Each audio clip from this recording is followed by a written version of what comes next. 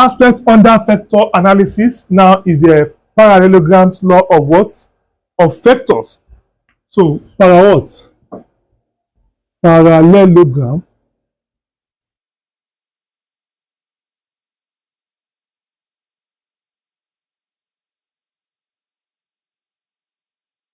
So, this states that if two vectors P and Q are represented by adjacent sides of parallelogram,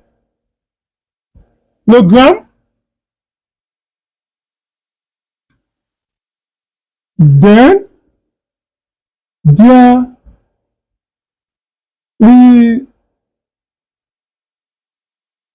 resultant vector is represented by diagonal of parallelogram. So the parallelogram law of vector addition states that if two vectors P and Q are represented by adjacent sides of parallelogram, then their resultant force or resultant vector is represented by the diagonal of the parallelogram. Let us look at it in this form. If this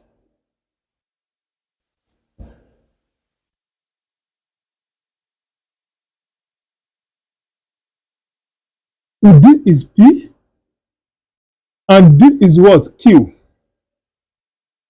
So if two adjacent sides of parallelogram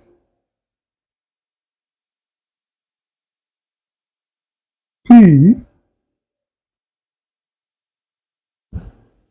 so the diagonal of parallelogram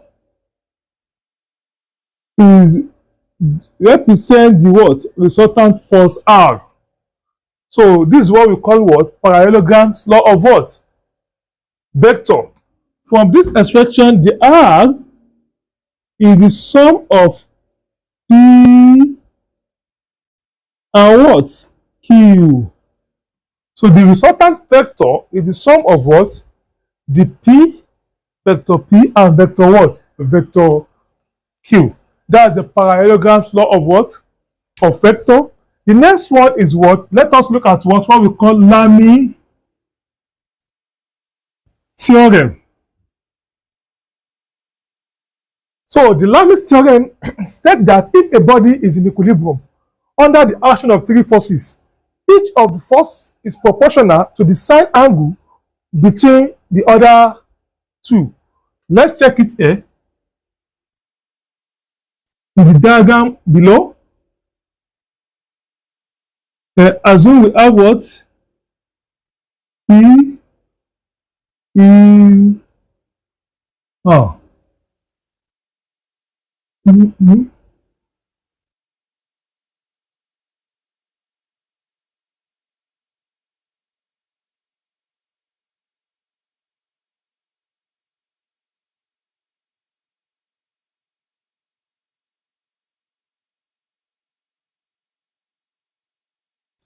Assume that this is force P in Newton, this one is Q in Newton, this one is R in what? In Newton. You can observe that what? This force P is angle is between R and Q. He said that what?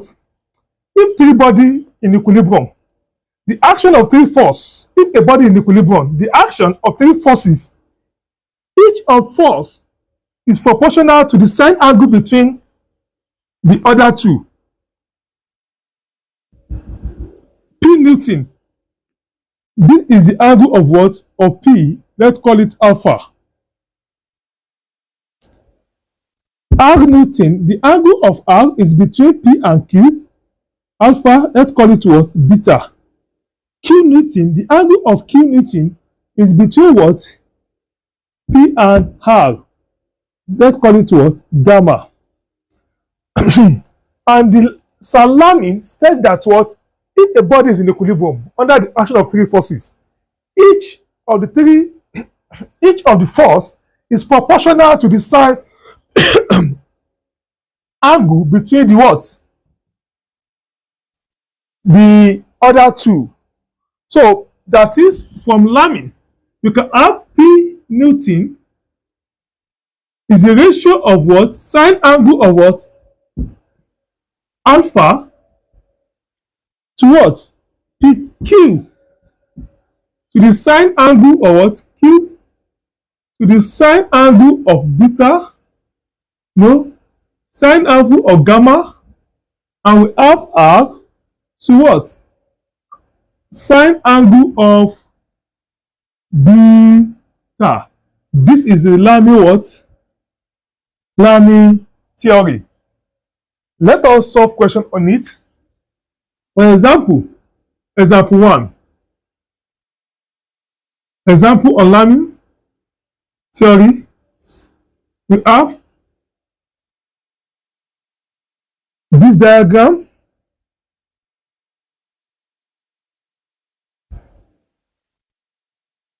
So this place is 120 degree. No, sorry. It's 12 Newton. Here we have 8 Newton. This place, let's call it what? 2 Newton. And the angle here, yes, as long as we are given this diagram, we have first 8 Newton, 2 Newton, and S Newton. So we have two angles here, 90 and 120. You are now asked to what? To calculate the X Newton. So to determine the X Newton, what we do now? We apply what? Lamy theory. The theory said that what? The P sine alpha equal to the what? Q sine beta equal to the what? Or sine gamma equal to the what? R sine beta. So we can apply it here that let my P is 8. We have 8. Sine angle of what? 120 is equal to what? Sine angle of, no, the next one is X in Newton to the sine angle of 90 what? 90 degree. By cross multiplication, we have X sine 120 is equal to the what? 8 sine 90 degree. So by divide through by 120, we will have X should be what? 8 sine 90 over sine 120 degree. So the X Newton 8 sine 90 is what? Is 1. Then sine 120 supposed to be 0.8660. So where's the calculator? The final answer you get here, it should be the what? The X Newton.